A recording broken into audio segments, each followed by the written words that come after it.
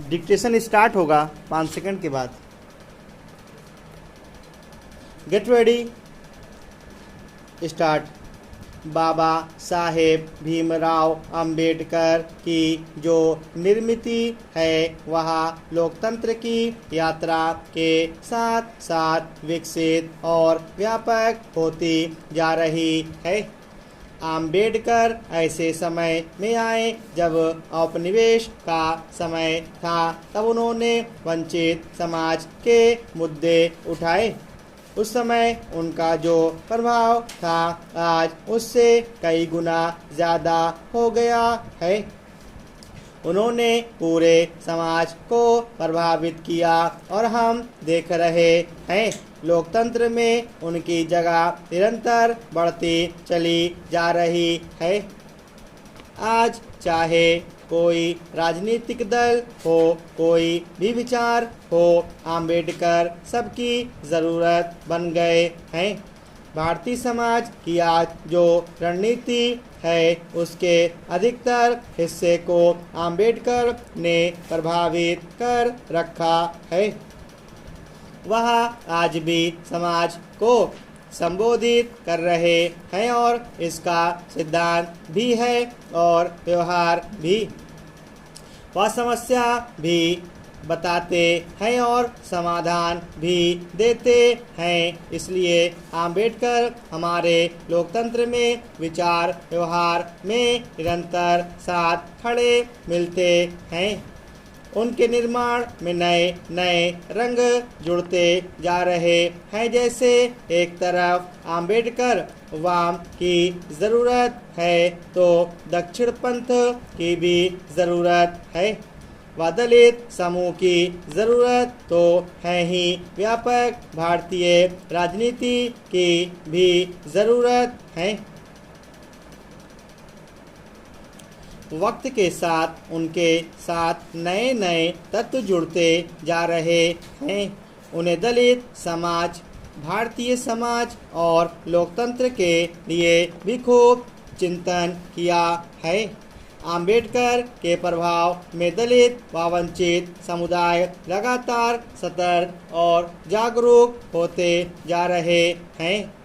अंबेडकर के प्रभाव में इन समुदायों का लोकतांत्रिक मूल्य भी बढ़ता जा रहा है। जाहिर है जब उसका मूल्य बढ़ रहा है तो सबकी ज़रूरत भी बढ़ रही है। इन समुदायों में जागरूकता बढ़ने में शिक्षा की भी बड़ी भूमिका है। अंबेडकर खुद भी शिक्षा को बहुत मूल्यवान मानते थे। राजनीति में भी अंबेडकर के नए नए स्वरूप बन रहे हैं। दक्षिण भारत में एक अलग तरह का अंबेडकरवादी आंदोलन है। महाराष्ट्र में अलग अंबेडकर हैं तो उत्तर प्रदेश, बिहार जैसे राज्यों में अलग हैं।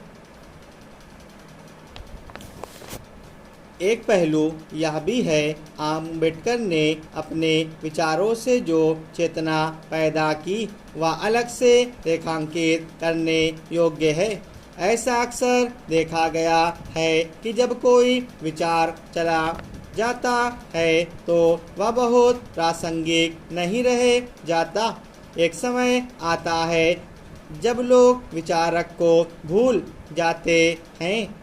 अगर अंबेडकर को हम देखें तो वह अपने समय में चुनाव हार गए थे, लेकिन आज अंबेडकर इतने सशक्त हैं कि उनके नाम पर सत्ता परिवर्तन हो सकता है।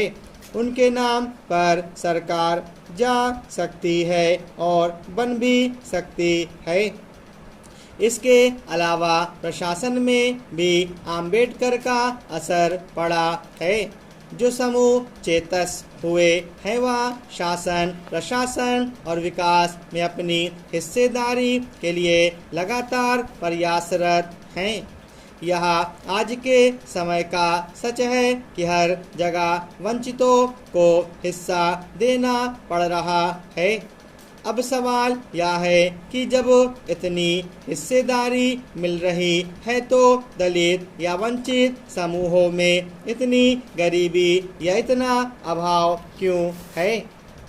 इसकी एक ही वजह है कि शिक्षा का प्रसार अभी उतने गहरे तरीके से नहीं हुआ है। वंचित समूह में अभी तक एक छोटा हिस्सा ही निश्चित व जागरूक हुआ है। जैसे जैसे उन तक चेतना पहुँचेगी, शिक्षा पहुँचेगी, उनमें विकास की आकांक्षा भी बढ़ेगी। अच्छे जीवन की कामना की चाह पैदा होगी। जब यह चाह पैदा होगी तब लक्ष्य प्राप्त करने की शक्ति भी आएगी। ऐसे में आम्बेडकर का अभी तक जो असर हुआ है वह बहुत थोड़ा ही है। उनका बहुत बड़ा असर होना शेष है। जब ऐसा होगा तब एक बड़ा खजाना होगा जिससे भारतीय समाज संपन्न और सजग होगा। जब तमाम वंचितों तक रोशनी पहुंचेगी तब हमारा लोकतंत्र भी बदल जाएगा। अब प्रश्न उठता है कि जब यह होगा तो उसके पहले क्या बदलाव होंगे? वास्तव में ऐसे बदलाव होने भी लगे हैं। वामपंथी पार्टियां और भाजपा भी आम्बेडकर को याद कर रही हैं, उन्हें ज़रूरी मान रही हैं। अपनी योजनाओं में आम्बेडकर को शामिल करके चल रही हैं। सभी राजनीतिक पार्टियां जब यह काम करने लगेंगी तब आम्बेडकर की चेतना धीरे धीरे हर जगह फैल जाएगी। उनका नाम विचार फैलेगा। एक समय आएगा जब गुणात्मक परिवर्तन होगा और तब बड़े बदलाव आएंगे। वंचित दलित ज़्यादा बड़े पैमाने पर संगठित होंगे। आज़ादी की लड़ाई जब चल रही थी तब एक तरफ गांधी उसका प्रतिनिधित्व कर रहे थे तो दूसरी तरफ आम्बेडकर भी अलग स्तर पर सक्रिय थे। वह आज़ादी को व्यापक स्वरूप में देख रहे थे। उनका यह कहना था कि आज़ादी मिले तो दलित मुक्ति भी हो या नहीं कि आज़ाद तो हम हो पाए, लेकिन वंचितों की स्थिति जस की तस रहे। आज़ादी की लड़ाई में वह भले आगे ना दिखे हों, ट्रेन ना जलाए हों, नारे ना लगाए हों, लेकिन वह आज़ादी के व्यापक विचार पर काम कर रहे थे। आज़ादी मिलने के बाद जो भारत बनना था उस पर चिंतन शुरू कर चुके थे। एक पक्ष यह मानता है कि गांधी जी के संदर्भ में उनका विरोध सही नहीं था, लेकिन वंचित दलितों का तबका यह मानता है कि उस समय यह विवाद होना ज़रूरी था।